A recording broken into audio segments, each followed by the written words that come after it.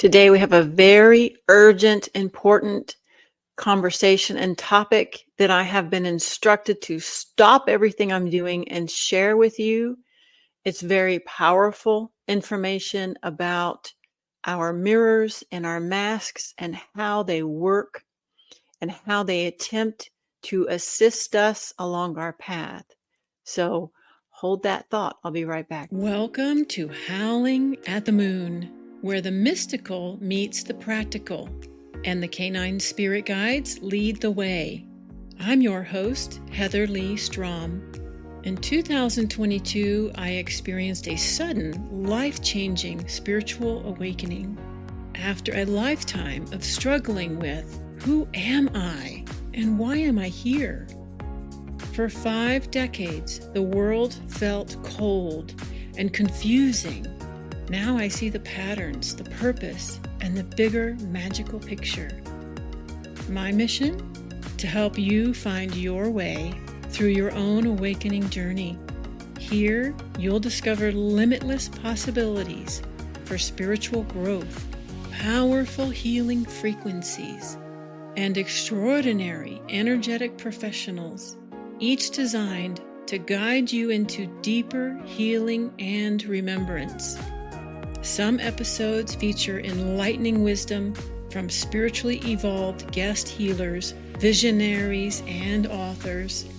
Others are led by the multidimensional canine spirit guides themselves, sharing their unique intergalactic wisdom and frequency. If you've been craving deeper truth, multidimensional healing, and a little cosmic magic, you've just found your pack.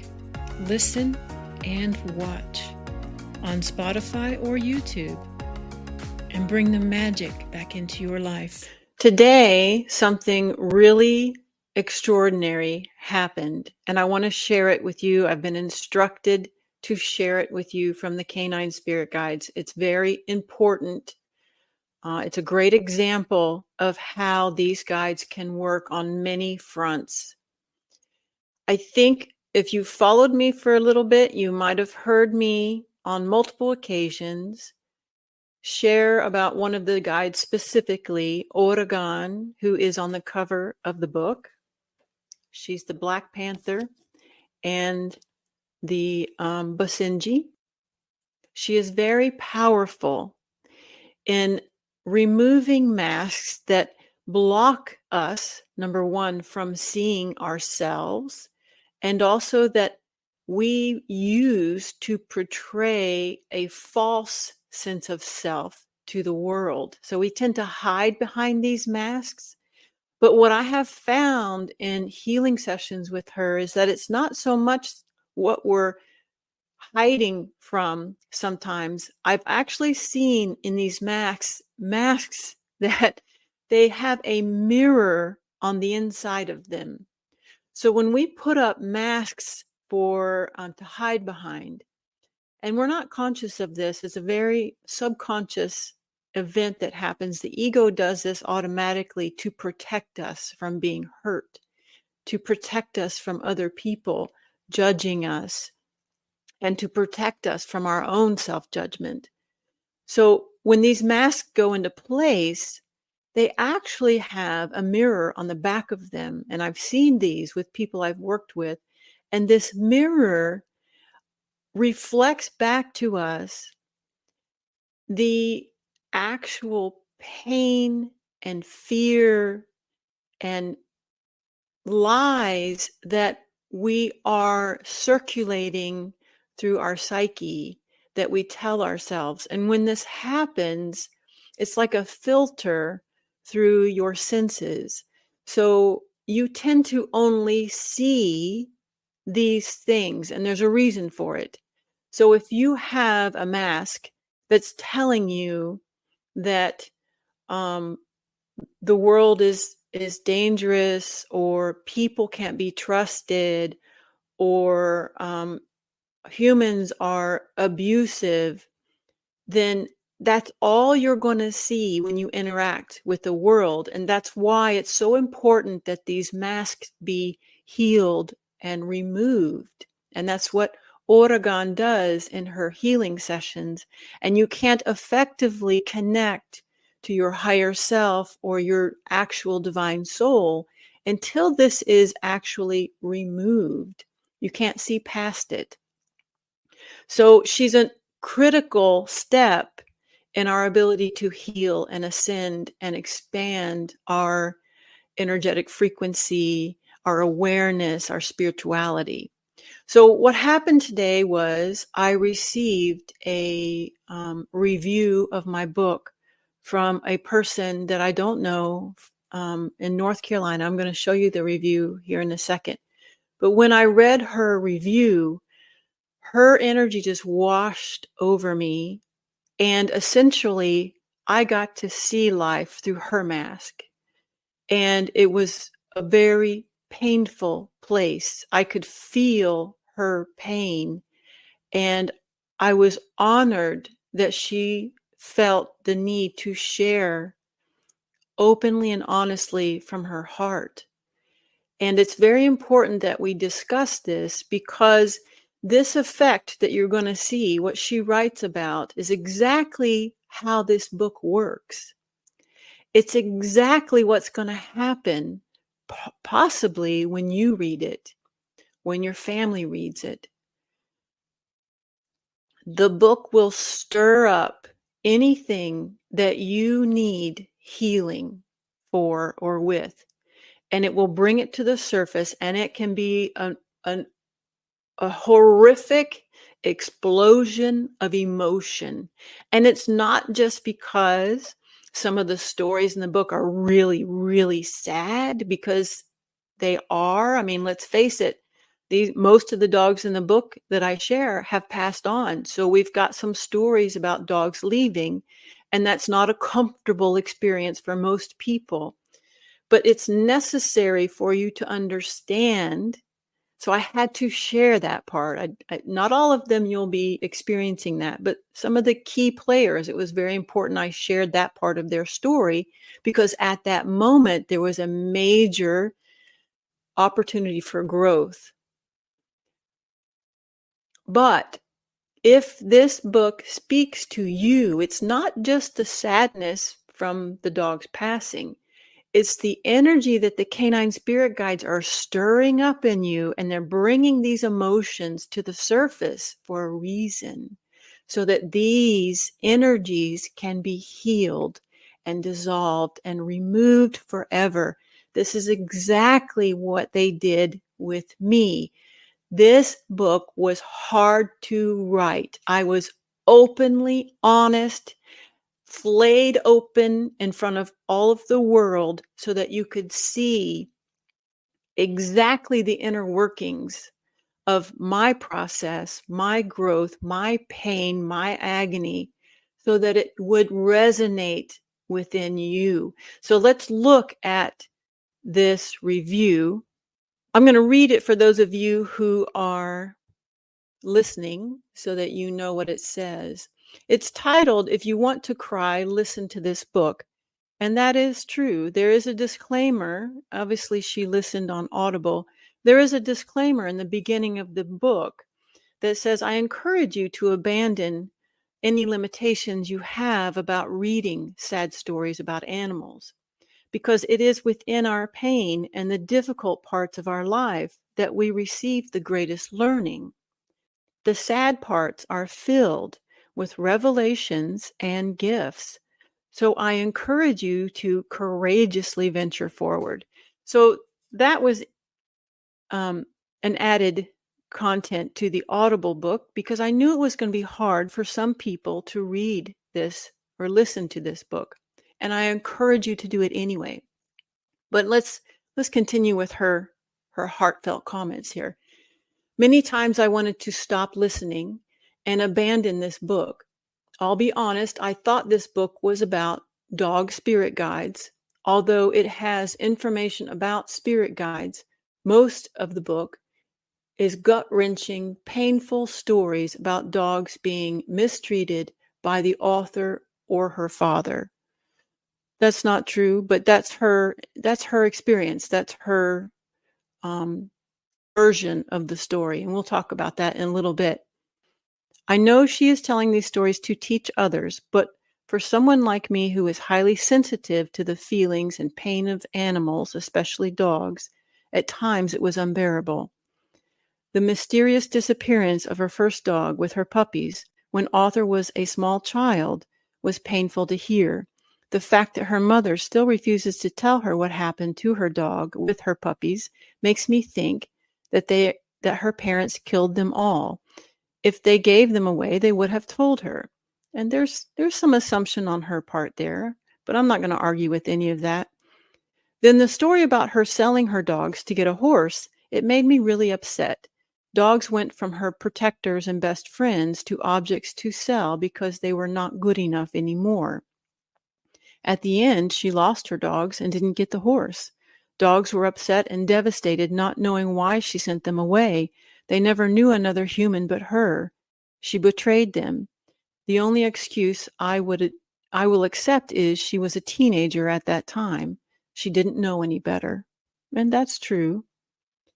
Her story resonated with me, her childhood, abuse, neglect. I know she learned a lot and changed because of her experiences. As I sit writing this review, surrounded by my 3 dogs, I'm devastated for the suffering some of the dogs in this book experienced, as well as many dogs in the world still do. I often ask, why are these angels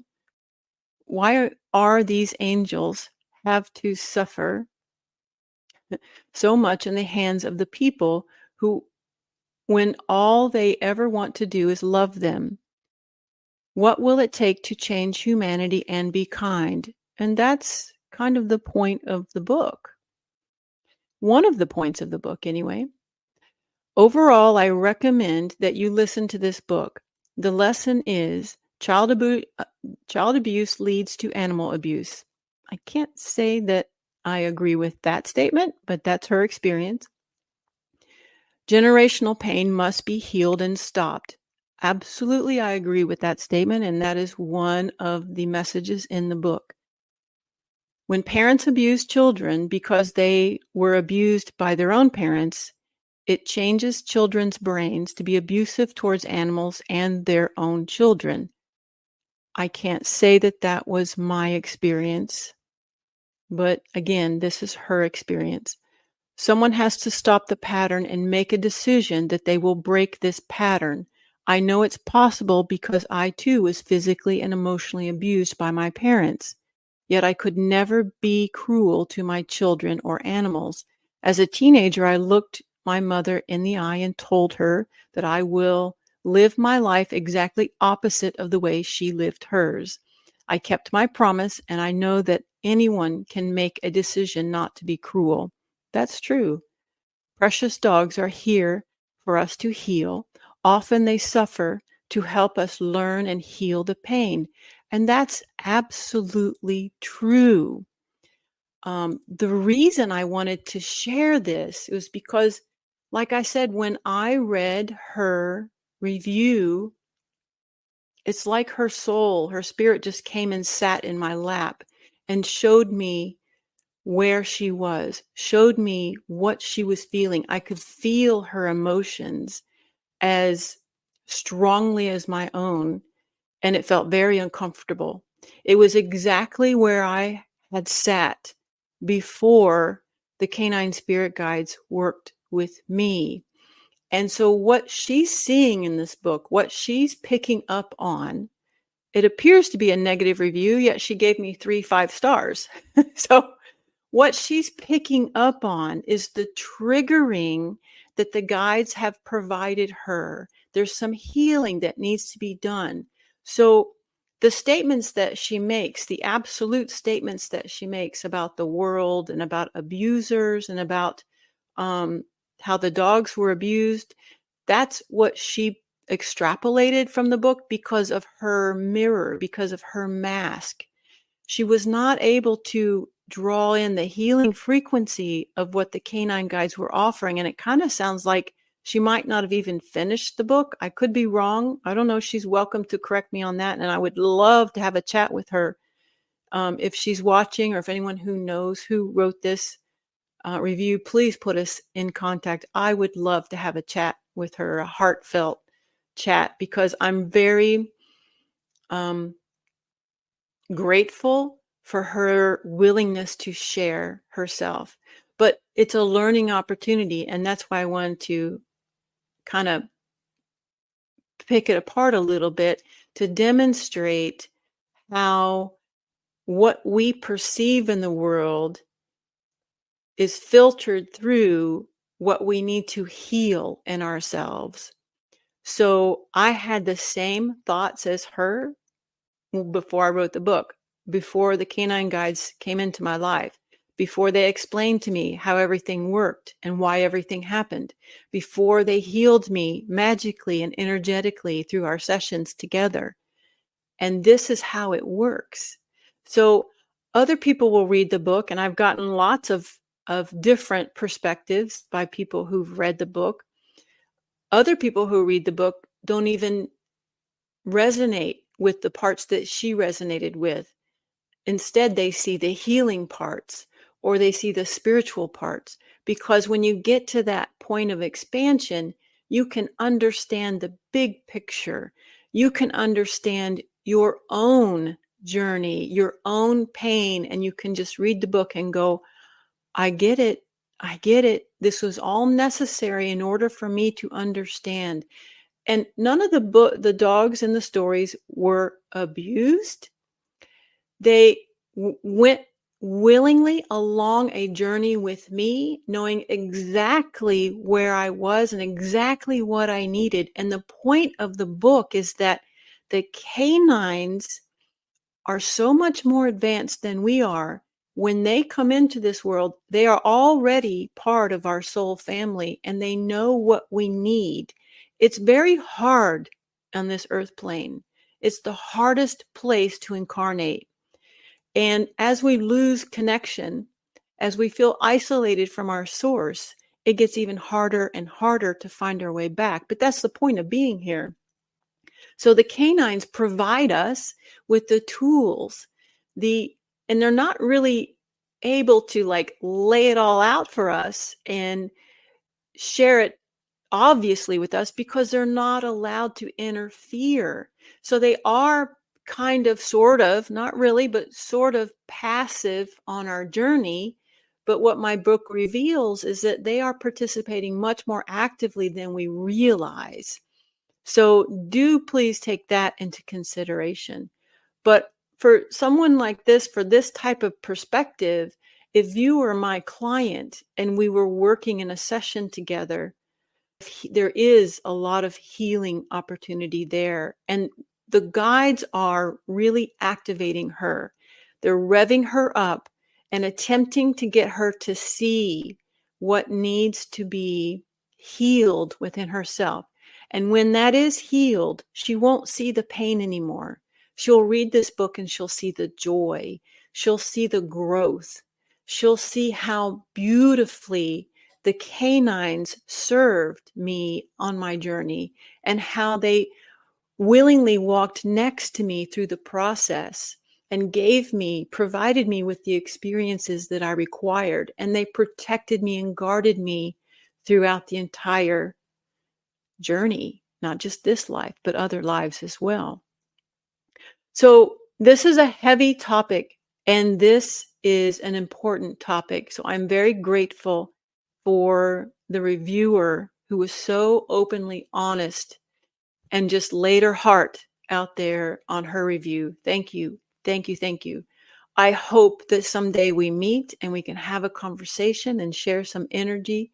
It sounds like we have a very similar history, and I hope that the book did speak to you on some level, that shows you the way to survive all of that and to find the peace with it, like I did. And again, the canine spirit guides are inviting you to engage with them. They can help you. They can just lift this right off of you. And I know you have dogs, 3 dogs of your own. You've probably got 3 guides right there.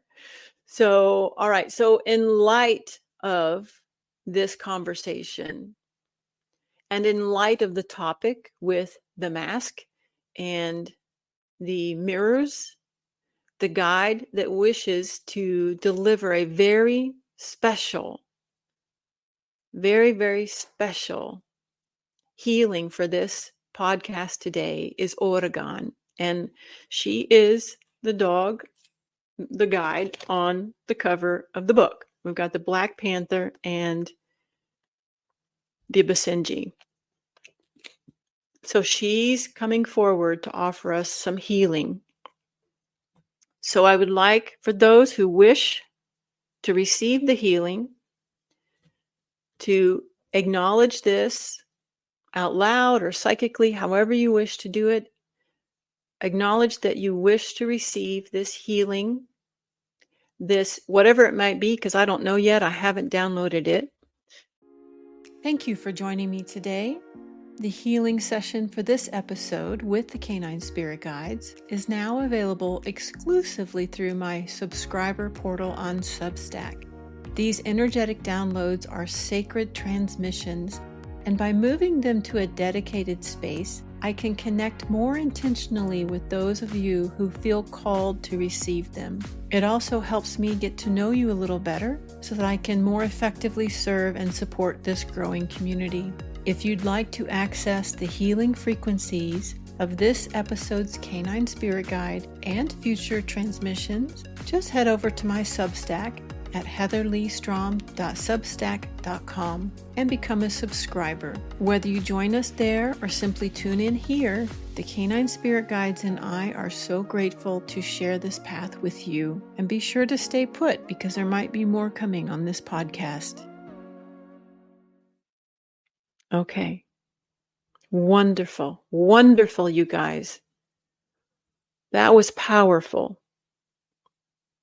Hopefully you felt it. It was very strong. I've not seen, this is new technology that she's using. I've not seen her do this before. Of course, every time I work with them, it's something different. This is very similar to what I do in my private sessions, except of course, this is in a group, and so it's not specific to any particular person, although you will get what you need through a group transmission.